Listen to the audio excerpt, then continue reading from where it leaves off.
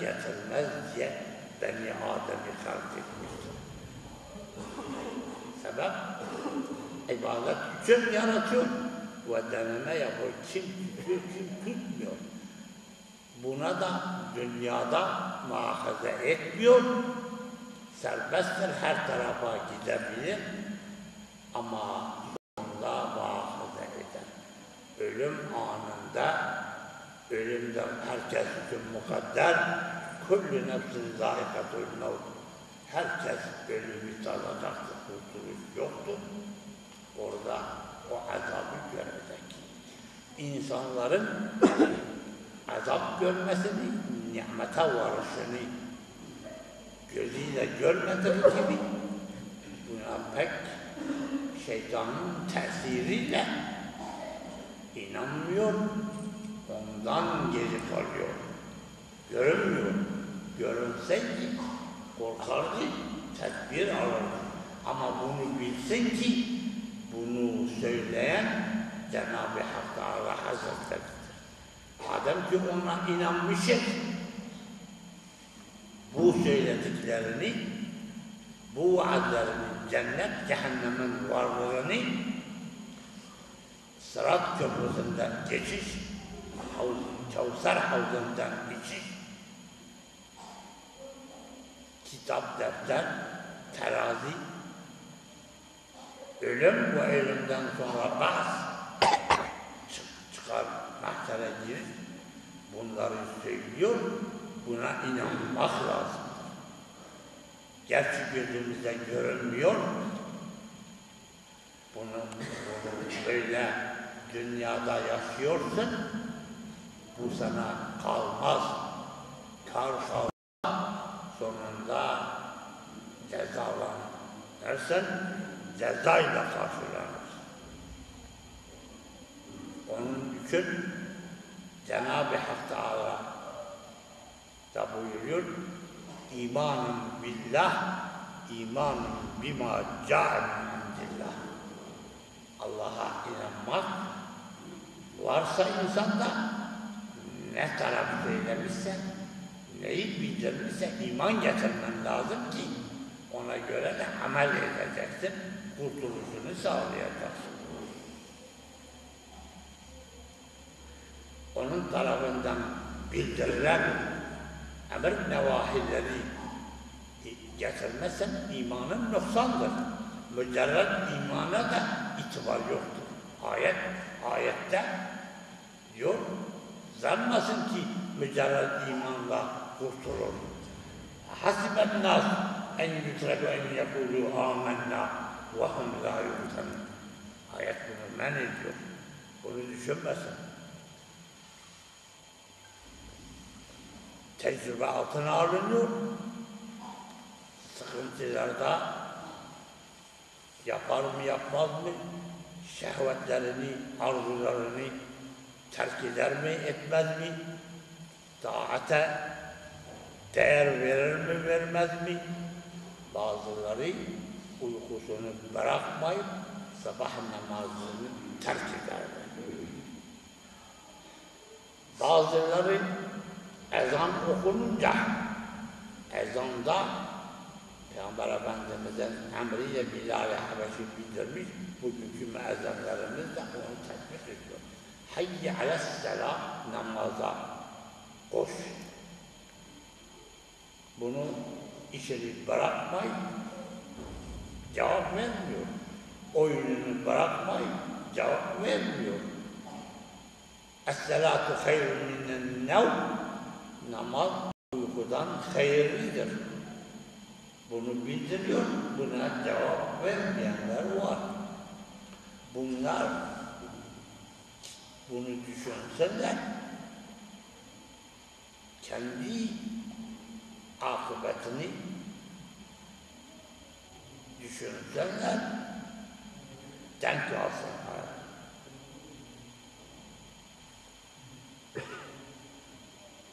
فَلَا يَحْمِلَنَّكُمْ حُبُّهُمْ عَلَى الْخِيَانَةِ.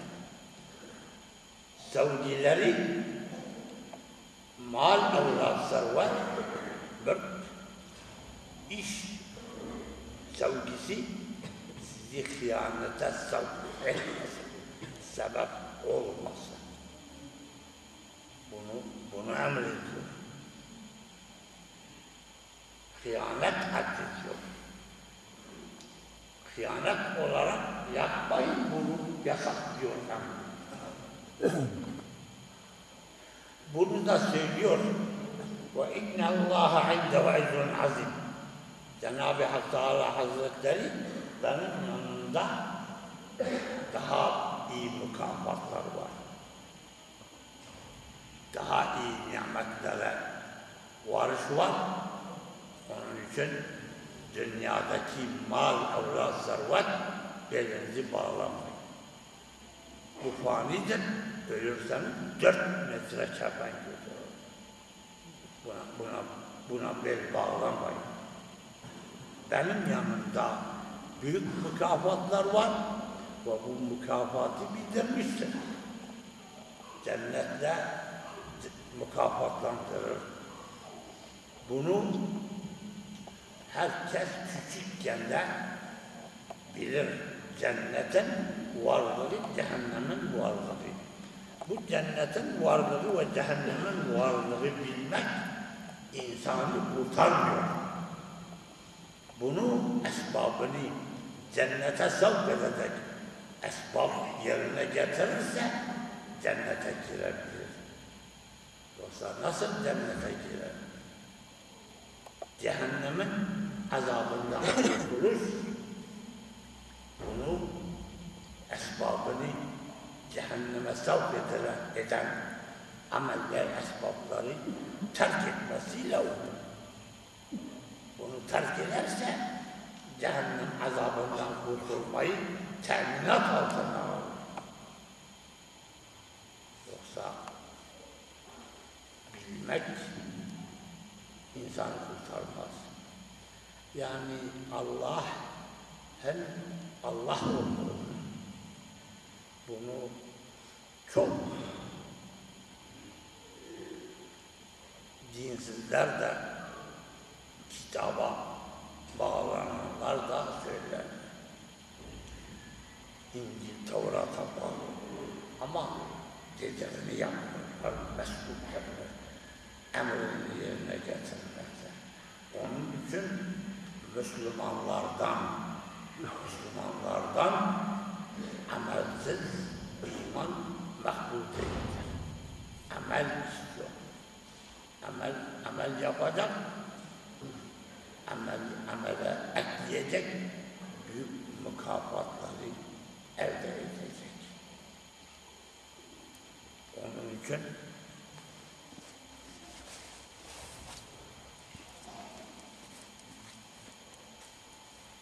emrine uymak, yerine getirmek istenmektedir.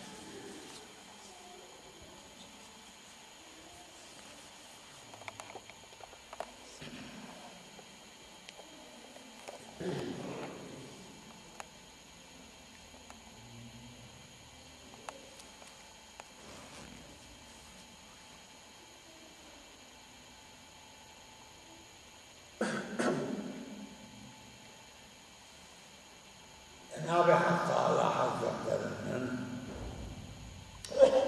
insanların günah işlediğini, küçüklerinde, gençlerinde bilmemezlikten veya azap ikabı görmediğinden ona ayan değil, dünyaya bel bağlıyor, hatırlamıyor, dönüş yapmıyor. Onu anladığı zaman, dönüş yaptığı zaman, tövbe yaptığı zaman, kararını verdiği zaman Allah merhamet ve mağfiretiyle, şefkatiyle kabul eder. Onun tövbesini kabul eder, yaptığı kusuru affeder. Yaptığı kusurundan vazgeçer. Teklifi var. Bunu Tuğbu ilallahi tevbeten nesuha. Tevbeye çağırıyor. Yaparsanız kurtuluşunuz var. Hadis-i şerifte اَتَّائِلُ مِنَ الزَّنْبِ كَمَنْ لَا ذَنْبَ لَهُ.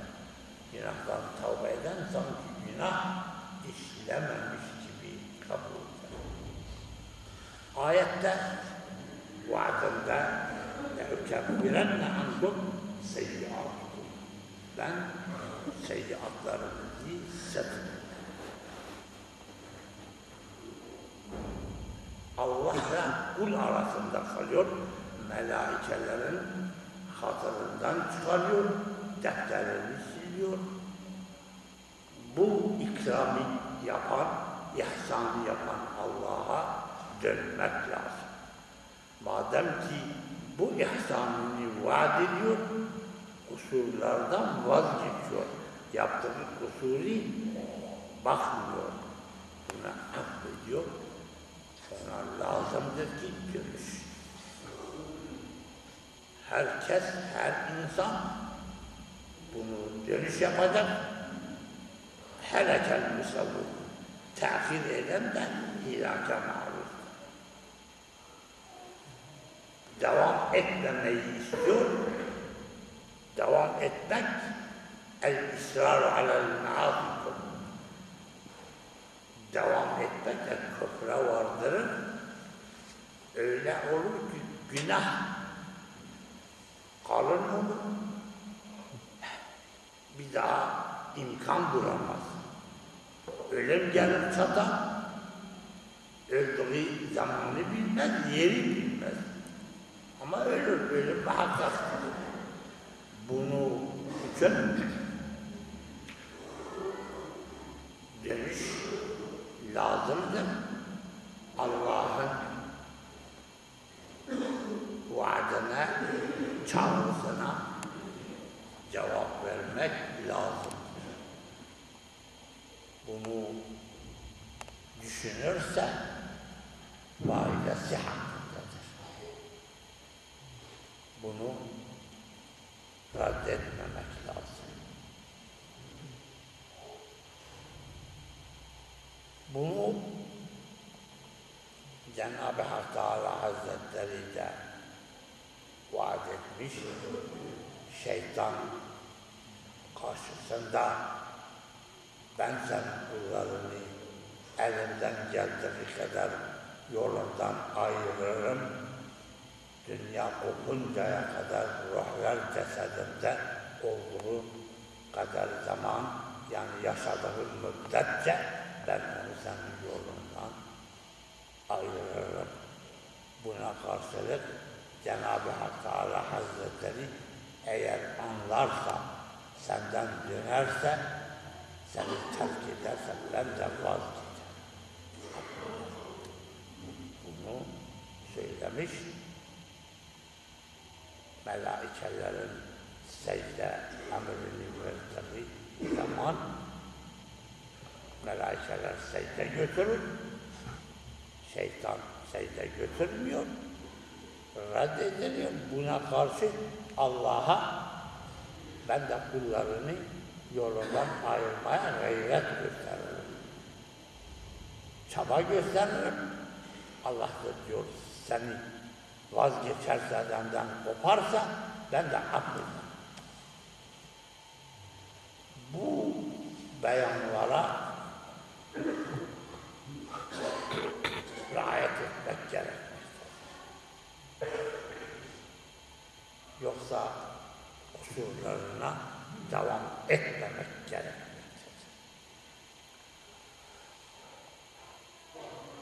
Bunu engelleyen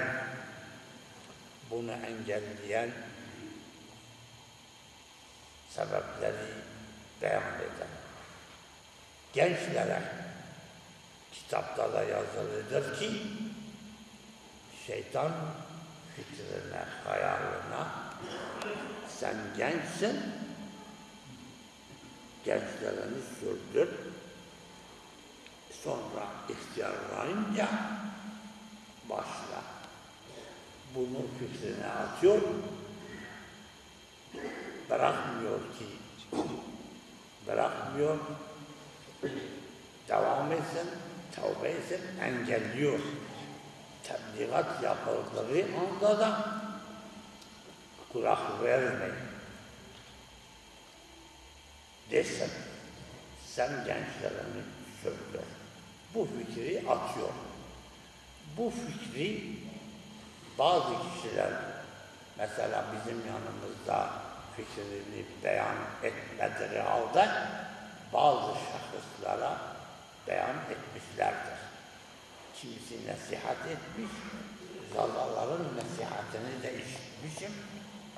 O zazalar, daha dur, beni şimdi bırak, ben de senin yaşına varırsam başlarım. Şimdi yakamı bırak, bunu söylemiş,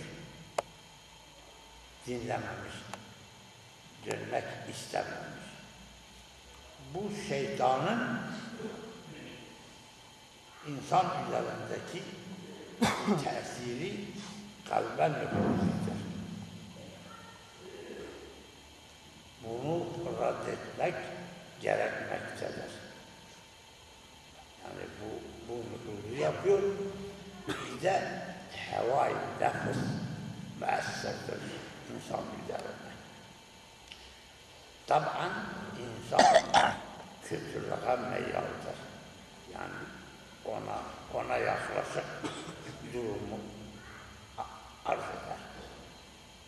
O durum bir de kötü arkadaşların tesiri, bunu da ayette belirtiyor. Şeytanın avaneleri, şeytanın yardımcıları insani yoldan çıkarıp onun gibi davranmasını istiyor. İçkili adam, içki arkadaşın.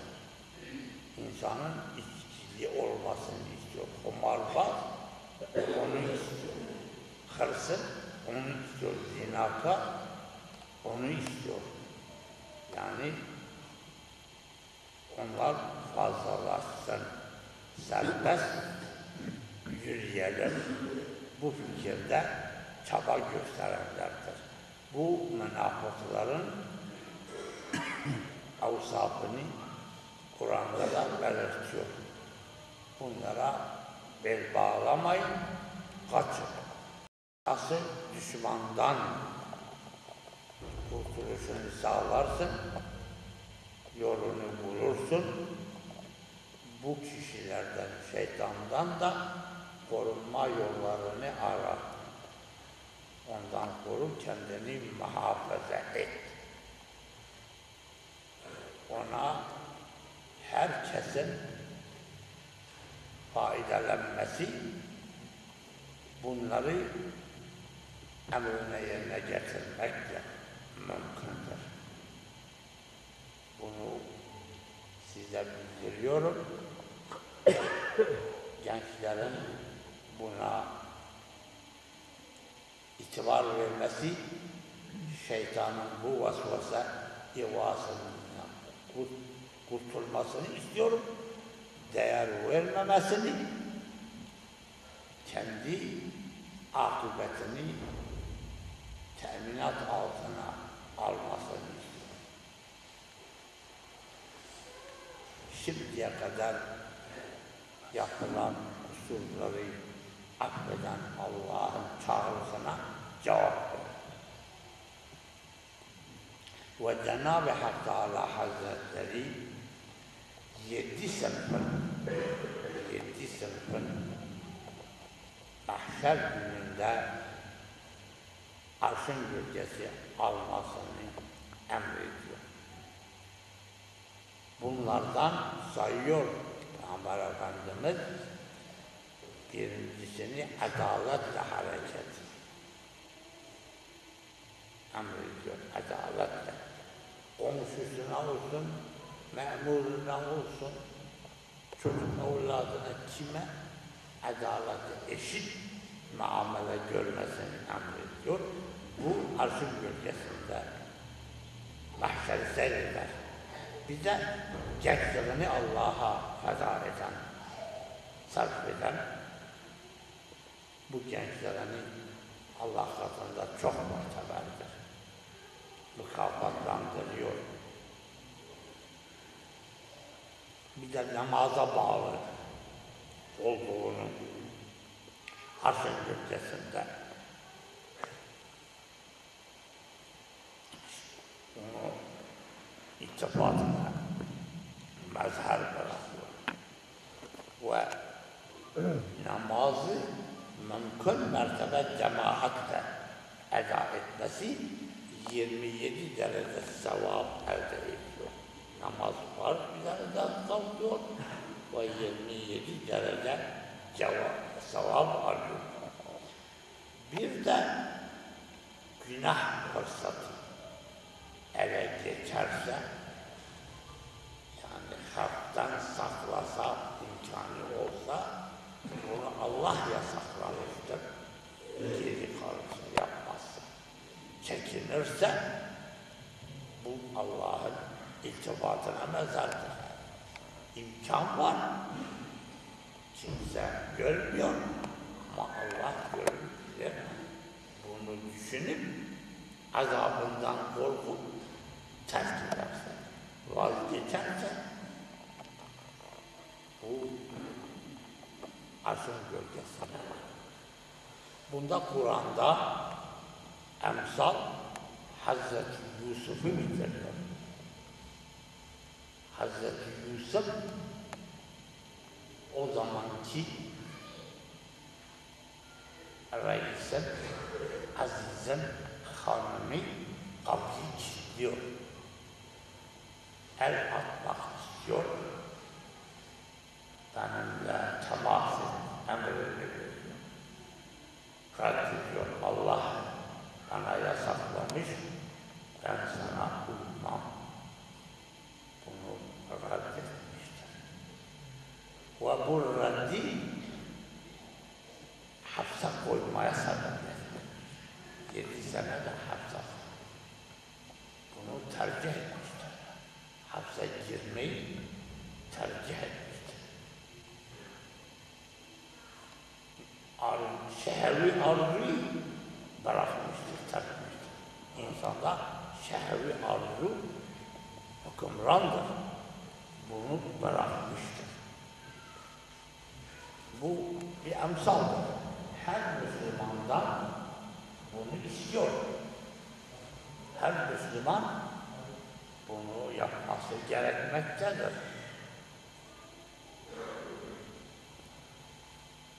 Ne söylemişse ha öncekilerden, ha şimdi sonrakilerden bu emsal göstermek, insan bunu düşünüp tatbik etmesini istiyor, kurtuluş çaresini istemesini istiyor. Bir de Arş-ın gölgesinde istifade etmeye iltifat mezher, hubbu fillah, reculan tehabba billah, içtema aleyhi ve mutalaka aleyhi. Allah için birbirini sevmek, Allah için nefret etmek, kaçmak, bu Allah'ın iltifatına mezher.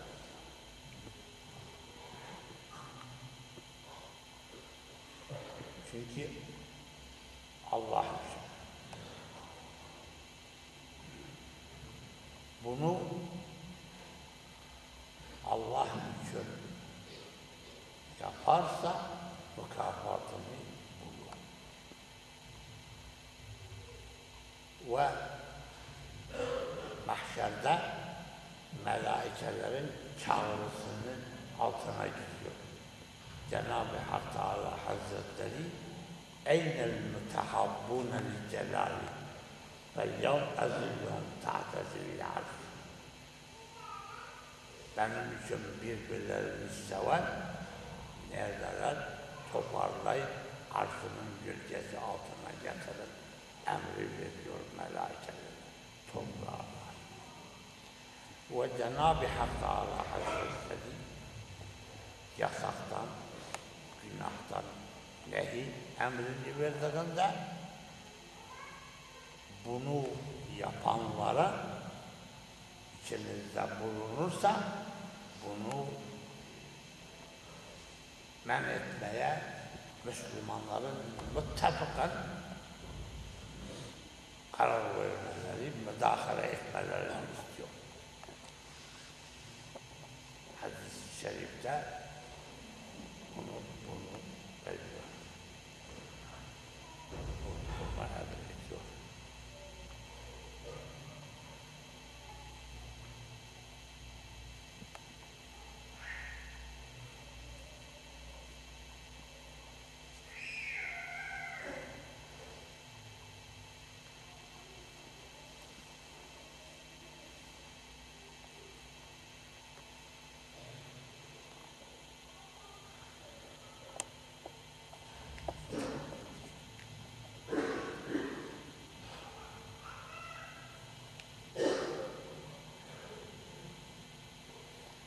Hadis-i şerif İzâ ra'eytum münkeren felyughayyir biyedihi ve illâ fe bilisânihi ve illâ fe bikalbihi.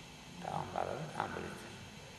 Münker bir fiil aranızda görürseniz ki ilerliyor, bunu engelleyin, karşı çıkın. Gücünüzle, dilinizle, kalbinizle. Bunu kalbe kalırsa iman zafiyetini belirtiyor. İmanı kuvvetli, gücüyle, eliyle mani oluyor. Bunu emrediyor, biz ise bize ne? İlgilenmez, men etmiyor. Ve o adamlar iltifat görüyor. Hırsıza, zinakara, içkiliye, kumara, hürmet, iltifat var kendisinde. Bunu reddetmesi lazım. Bunu önlemesi lazımken bir de onu hoş karşılıyor. Bu Peygamberin emrine muhalefet. Ne kötü bir icraat görürseniz velayetinizde olsun, köyünüzde olsun, ittifak eden bir kişi bunu engelleyemez. Muttafakat engellemesini önleyin. Emri vardır.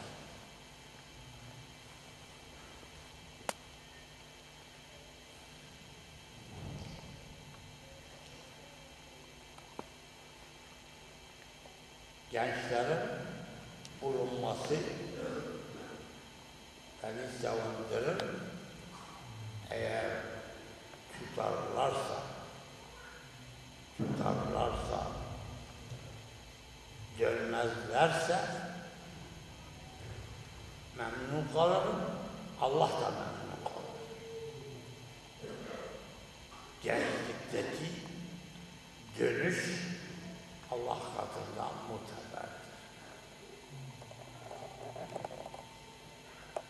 Bir de hadis-i şerifte zikir yapan, zikirle meşgul olan arş-ın gölgesindedir. O iltifata mezhep. Zikrin faidesi. Bunu da Ebu Bekir Sıddık'ın rivayetiyle diyor, Peygamber sallallahu aleyhi ve sellem buyurmuş ki, şeytan diyor ben insanları günah aşkıyla yoldan çıkarıyor. İnsan da beni namaz ve zikirden uzaklaştırıyorlar. Bu iki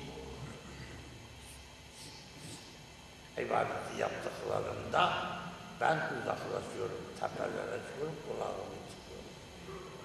İnsanı namazda, secdede görmek istemiyorum. İnsan Allah'a yaklaştırır, secde halidir. Secde halini görmüyor.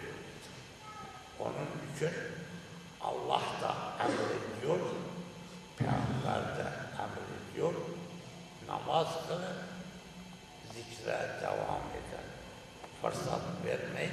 Madem ki bu iki şıklar şeytanı uzaklaştırırsan uzaklaştır, meydan verme. Meydan verme, onun azabına müşterek olma. Ayette belirttiği وَمَنْ يَعْفِ عَنْ ذِكْرِ الرَّحْمَنِ يُقَيِّدْ لَهُ الشَّيْطَانِ فَهُوَ لَهُ قَرِينٌ. Ayet budur. Kim ki namazını bırakırsa, zikri bırakırsa, şeytan ona musallat olur. Fırsat bulup onu yoldan çıkarır, önderir, rehberlik, yol göstericisi durumuna sokulur. Çünkü onu men edecek, onu uzaklaştıracak başka çare yok. Çare namaz ve zikirdir. Bunu Cenab-ı Allah takdir etmiş, bildirmiş. Bu çareyi elden kaçırmayın emrini veriyor. Peygamber Efendimiz'in de beyanında aleyküm bi la ilahe illallah ve istiğfar lazımdır. Siz daima la ilahe illallah estağfirullahal azim değil fırsatı kaçırmayın, sizden uzaklaşsın. Çünkü Peygamber'e beyan ettiği insanların ondan kurtulması, uzaklaşmasının sebebini bildiriyor. O da Peygamber Efendimiz de diyor, bu sebep anlatıldığında siz de bu iki namaz ve zikri terk etmeyin, meydan bırakmayın, bırakmayın. Bu emri veriyor. Bir hadis-i şerifte Bukhari'nin beyanına göre Bukhari diyor ki melaikeler yeryüzünde insanların zikir sesine aşıktırlar, müştaktırlar. İsterler ki yeryüzünde insanların zikir sesini işitirler. Şayet bir tarafta zikir sesini işitirlerse çağrı yaparlar. Helümmu ilâ hâccetikum. Hadisin ibaresinde çağrı gelin, istediğiniz, arzu ettiğiniz bu tarafta cereyan eder. Saatinize bakmayın, vaktiniz devam etsin. Allah ve Peygamberin bahsi edildiğinde saatinizi de bırakın, vaktinizi de dinleyin, size fayda sağlar. Yani bunu Allah için dinlemek. İnsan cahil olabilir, işitmemiş olabilir, okumamış olabilir. Ama insana tebliğ edildiği zaman, okunduğu zaman buna kulak verin, tebliğ etmek arzusunda koşması lazım. Bunu Cenab-ı Allah da man etmiştir. وَلَا تَكُونُوا كَالَّذ۪ينَ قَالُوا سَمِعْنَا وَهُمْ لَا يَسْمَعُونَ. Olmayın, ol cemaat, Allah'ın ve Peygamber'in bahsi edildiğinde sükûten karşılık verir, onu işitmemiş gibi görmek, tatbik etmemek, böyle davranış olmasın, men ediyor. وَلَا تَكُونْ olmayın. İşitmemiş gibi olmayın, kendi hayalinizi, işinizi bırak. O mecliste bunu düşünmeyin. Bu mecliste düşünmeyin. Söylenilen, okunan Kur'an ve hadise kulak verin.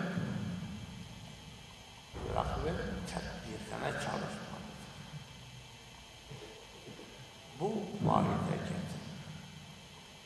Bunu Allah malumuştur. Bunu size yeni cemaatin bulunması dolayısıyla beyan edeyim ki Cenab-ı Hak Teala Hazretleri birçok şey bildirmiştir. Hatta bunu da ayete bildiriyor. Sekerat-ı mevte girdiğinde, Azrail'in gördüğünde ömrün uzamasını istiyor. Ayet لَوْلَا أَخَّرْتَنِي إِلَى أَجَلٍ قَرِيبٍ فَأَصَدَّقَ وَأَكُنْ مِنَ الصَّالِحِينَ Bana fırsat ver, amel-i salih edip sonra yapalım. Bunu istiyor, Cenab-ı Hak reddediyor. وَلَا يَعْخِرَ اللّٰهُ نَفْسًا اِذَا جَاءَ اَجَلْ cevdalında tahir etmem. Bunu dünyada tebliğatı Kur'an ve Peygamber'in emri size bildirildiğinde tutmadım, ömrünü sarf etmedim, bunda sana fırsat tanımam. Bunu dünkü hazır bulunmayanlara da bildirmek istiyorum. Bu ayet bu merhaleyi bildiriyor. Yani insan bu halde bunu istiyor. Bu istek babası, dedesi, akrabası, kardeşi tarafından hissedilir. Yani ölümde bunu istiyor. Ama Allah diyor, bu durumu belirtiyor ki buna bel bağlanmıyor. Bu kabul değildir. Yani sıkıntıya girdiğinde ne tavla kabul değil. Bunu reddediyor.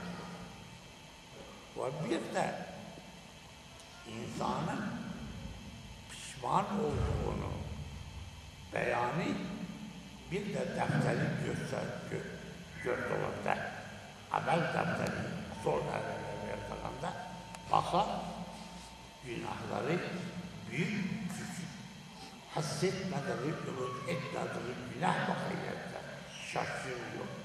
Bu ne kitap? La yuvadiru sabireten ve la kebireten illa ahsaha. Diyor bu ne büyük küçük günah hepsi mukayyettir. Bunu kabul et. Kötü arkadaşları dolayısıyla uğradığı ceza, pişmanlığı bunu da beyan ediyor ki heyteli lem ettehiz felanen halila. Keşke arkadaş edinmeseydim, benim tesirimde kalmasaydı. Bunu temenni eder, fayda vermez. Bu gençler bunu dinlesinler, kötü arkadaşlardan nefret etsinler, korksunlar. Kötü arkadaş kötü yola iter. İyi arkadaş iyi yola iter. İbadet sahadır. Dini sohbetleri dinlemeye götürür. Bunu iyi arkadaştan kaçmayın, yanaşın. Bunu da bildiriyor ve pişman olduğunu da bildiriyor. Şeytana uyduğundan bunu diyor Kur'an'da. Leyte beyni ve beyneke b'del meşrik. Keşke benimle şeytan arasında doğu batı mesafesi uzaktır. Onun fikrine uymasaydım, onun bu azaba maruz kaldığını olmasaydı. Bunu diyor, istiyor, temenni ediyor. Allah buna وَلَنْ يَنْفَعَكُمُ الْيَوْمَ bugün maniyat vermez, اِذَّلَمْتُمْ أَنْفُسَكُمْ لَكُمْ ذَلْظُلْمِ وَاَنَّكُمْ بِالْعَذَابِ مُشْتَرَكُ azaptan müşterek. Bu ayetin böyle bildirdiğinde insanları ikaz ediyor. Yani benim emrimi bilin, böyle durumlara maruz kalırsanız kabul etmem. Bunu Kur'an'da bildiriyor. Kabul etmez. Buna inan. Ama insanların akıbetteki cezayı ve mukabat cennete varmayı gözüyle görmediğinden buna pek yanaşmıyor. Görünmüyor. Ama bilmelidir ki Allah bildirmiştir, bir gün tahakkuk eder. Cenab-ı Allah diyor, artık bu gelecek görülecektir. Ama dünyada verdiği ömür, o sorumluluğu yok. Yani onu serbest yapıyor. Meyilleri bir. Allah'tan korkarsa yapmaz, korkmazsa yapmaz. Engelleyen kim? Hangi yolu seçerse seçer. Ama akıbeti sorar. Akıbetinde sorgu suala çeker. İlk merhale kabir. Kabri ya iyi olacak, ya kötü. Ameli karşılanacak. Bu kabir hayatı mahşere kadar devam eder. Mahşer okuncaya kadar burada azabı çekmek insanın kalbi buna yanaşmaması lazım. Kendi hayatını, saadet selametini dünyada istiyor ve ona göre davranıyor. Ahiretinden beyhaberdir. Ahiret nimet ve azabından beyhaber olduğundan, görmediğinden de ona itibar etmiyor. Bunu bilsen ki Allah diyor, onun elçisi peygamber diyor. Bir gün tahakkuk edecek, ona göre ayağını denk alması lazım. Bunu bilmelidir. Yani hiçbir şey Cenab-ı Allah sana bildirmeleri yoktur. Her durumu bildirmiştir. Ona ittiba ister. Peygamber sallallahu aleyhi ve sellem her durumu bildirmiş. Ona ittiba ister. Cenab-ı Hak Teala Hazretleri çok ayetlerde Eti'ullah ve Eti'ur Resul. Bana ve Peygamberime Eti'ur. Dinleyin, emri yerine getirin. bu istekte bulunur, bu çağrıda bulunur. Bu çağrı Allah'ın emri istikametinde sarf ederse mükafat kazanır, etmezse ceza kazanır. Ayette bunu da bildirmiş. وَاَتَاكُمَ الرَّسُولُ فَهُلُّ وَمَا نَهَاكُمْ عَنْهُ فَانْتَهُ. Neyi emrettiyse onu yapın. Sizin neden sakınmanızı istemişse sakının. Onun emrini kırmayın, yerine getirin.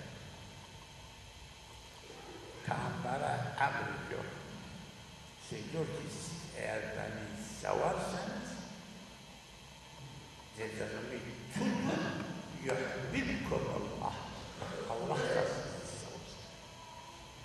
Eğer sevginiz varsa benim cezanımı tutun, Allah da sizi sevsin. Çünkü Peygamber'in emrine uymayı emrediyor ve savunuyor. Onun için Allah'ı savunmak Peygamber'in emrine uymakla geliyor. Ayet bunu söylüyor. Peygamber'e emridir. Diyor ki söyle eğer beni severseniz dediğimi yapın. Allah da sizi sever. Bu ayet hiç bildirmediği bir şey yoktur. İnsanların okumadığı, cehalette kaldığından beyhaber olabilir. Ama bunu idame ettirmesi lazım değildir. Tebliğ edildiğinde bilgi sunduğunda bunu kabul etmesi iktisar eder. Buna bir de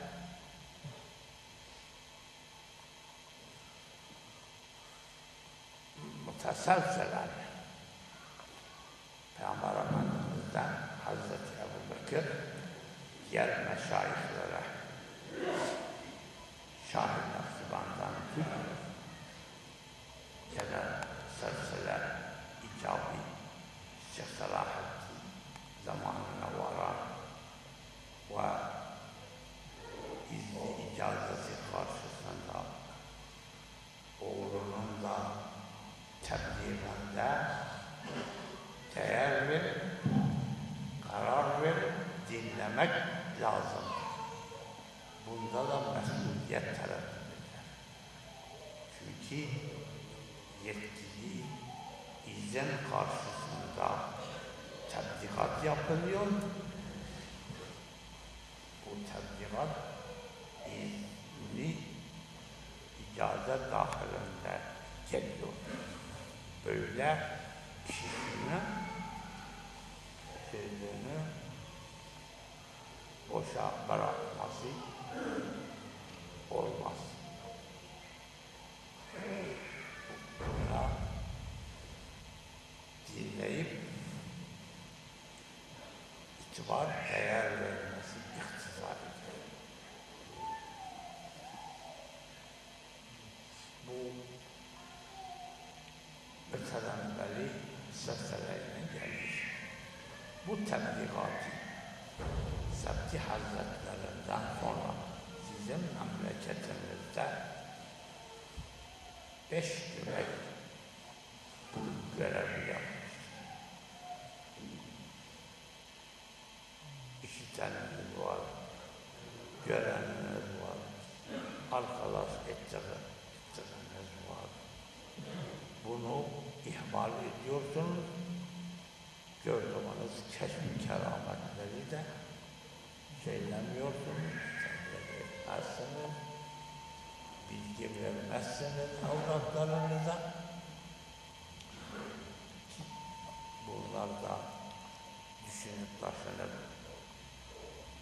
karar versinler. nasihat da etmezseniz Cenab-ı Hak Teala Hazretleri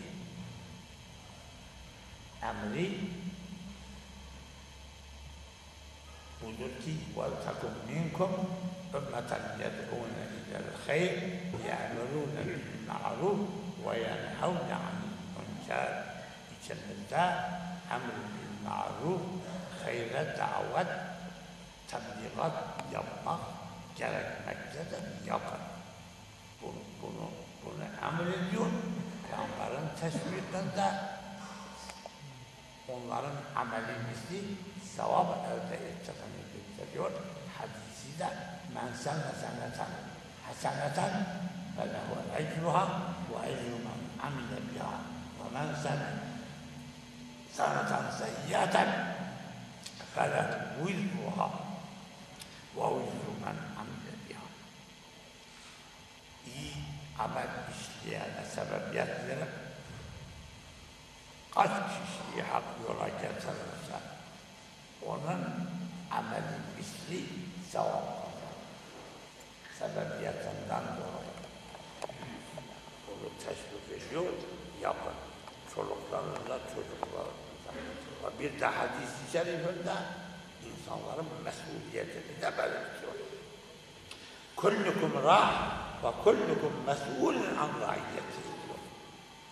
Çoban nasıl sürüsünü bir ziyana sokarsa ceremesini verir, ana baba da çocuklarını gelini olsun, hak yola getirmezse, tebliğ etmezse, bilgi sahibi etmezse, mesuliyet altındadır.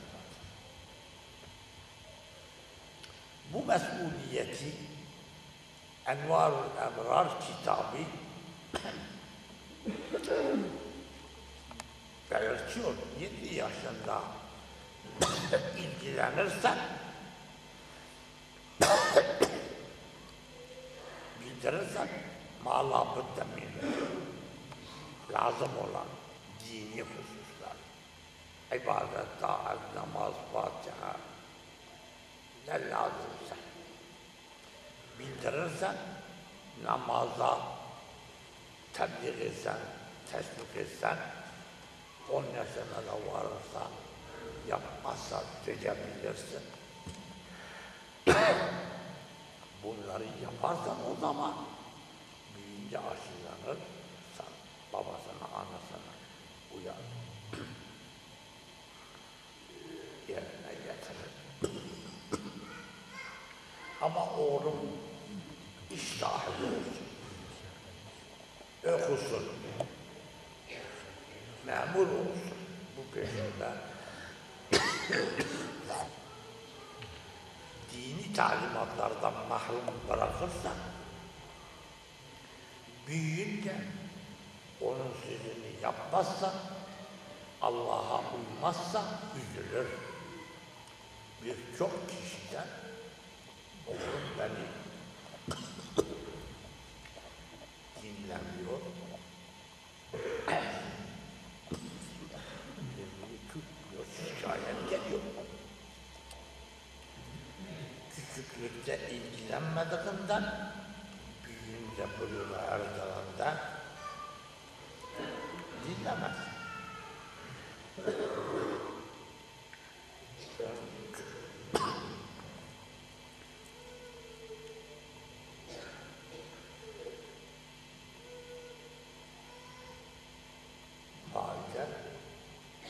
Sağlaması, nasihatleri dinlemek, tatbik etmek, Allah'ın, Peygamber'in çağrısına uymak kurtarır. Bu kurtuluş yollarını size beyan ettim. Tutarsanız bu kafidir. Tutmazsanız sabaha kadar anlatsam fayda vermez, tutmaz. Bunu sizin bilginize sundum. Kendi menfaatiniz için dinleyin, tatbik edin. Bunu size bırakıyorum. Bize tebliğ, size de tepkik. Size bırakıyorum. Allah hidayeti ihsan etsin. Erkeklere hakkadır. Lillahil-Fatiha. Gençlerin gerek genç kızların gelinleriniz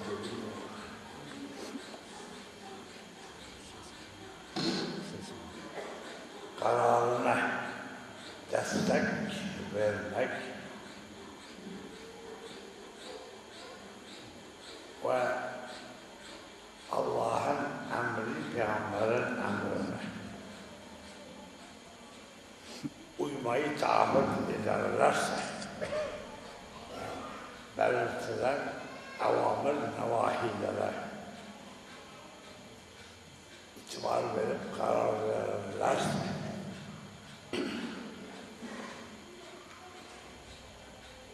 bunları herkesin teker teker mümkün olmaz.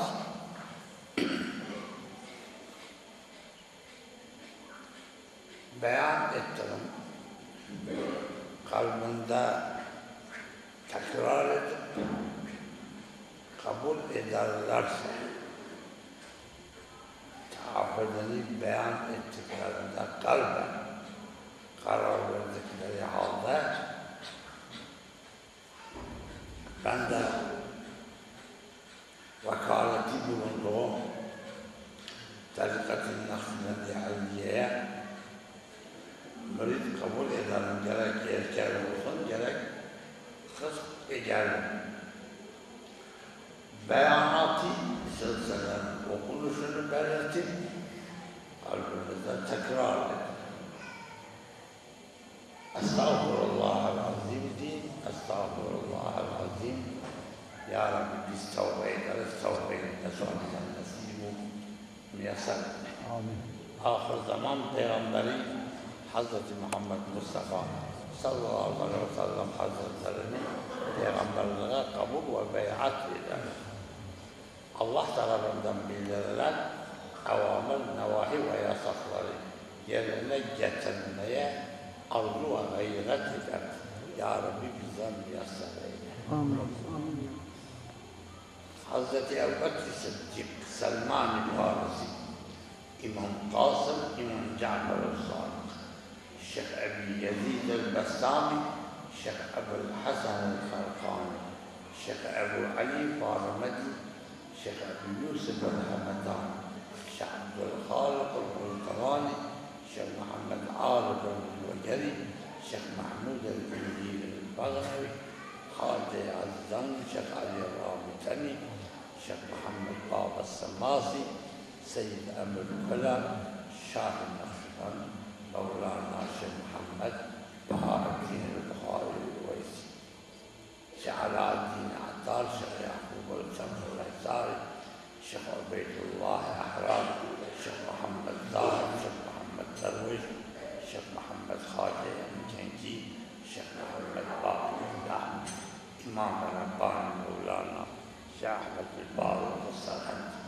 Şeyh Muhammed Masud, Şeyh Muhammed Seyfuddin, Seyyid Muhammed el-Bedevan, Şeyh Şemsuddin, Habibullah Mazhar, Can, Şeyh Abdullah el-Tehli, Mevlana Khalid, Şeyh Ali-Setti el-Talebi, Şeyh Abdullah el-Belekan, Şeyh Mahmud el-Beyyi el-Talebi, Şeyh Alâ Kelimetullah, Mevlana Şeyh Muhammed Said el-Zalevi, el-Alim el-Belid el-Şeyh, el-Yurraza, el-Mürşid el-Kamil, Sâhil-i İrşad el-Halal, Mevlana Şeyh Alâddin, Allah! Sallallahu aleyhi ve sellem. Diğerinden Abi Şeyh'tir kabul beyat. Benim karar işim o. Kun kalben beyat karar kabul. Eciyen vakati pir kadar. Kâbi Tariq-i Nakşibendi بالمعك قبول ومتعالى معبد الخاطر البيت بركة مسلسلين أكبر تجك الأخبار وعبد حماية معبد الشيطان الحواري هداية موفقية إحسان لله